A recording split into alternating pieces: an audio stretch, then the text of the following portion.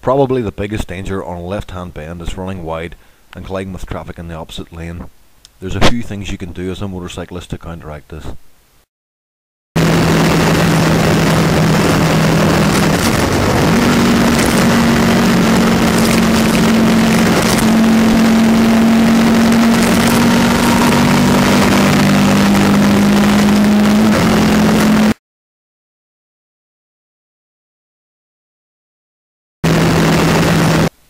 Okay, first of all, position.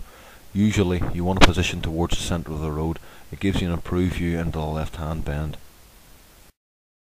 A quick little diagram to illustrate here. This rider has a restricted view into the bend, whereas this rider near the centre line has a better view into the bend.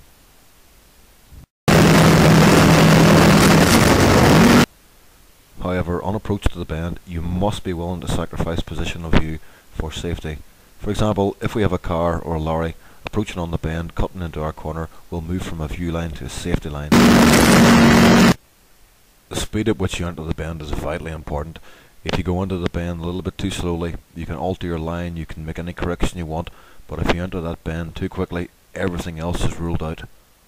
The speed at which you enter the bend depends on a number of factors, but the overriding factor is that if you lose your view, you must lose your speed, or there's a possibility you're going to lose your life. And again, your gear choice depends on a number of factors. But say for example on a slippery road surface or a wet day, you don't want to go in too low a gear, accelerate hard and risk high-siding your machine. And you must stay out until you get your view of the bend opening up. Too many bikers turn in far too early and as a result they run wide.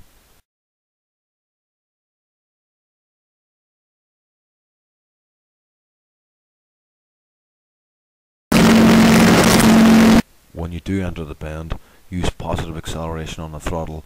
You must use a throttle that maintains a constant speed that matches the limit point.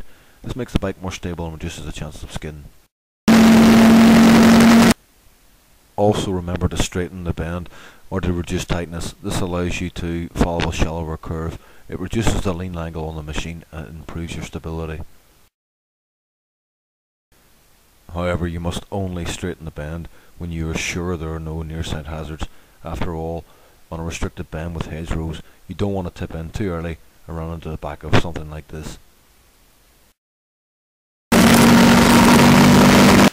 And as you exit the bend, firm acceleration as the bike straightens up.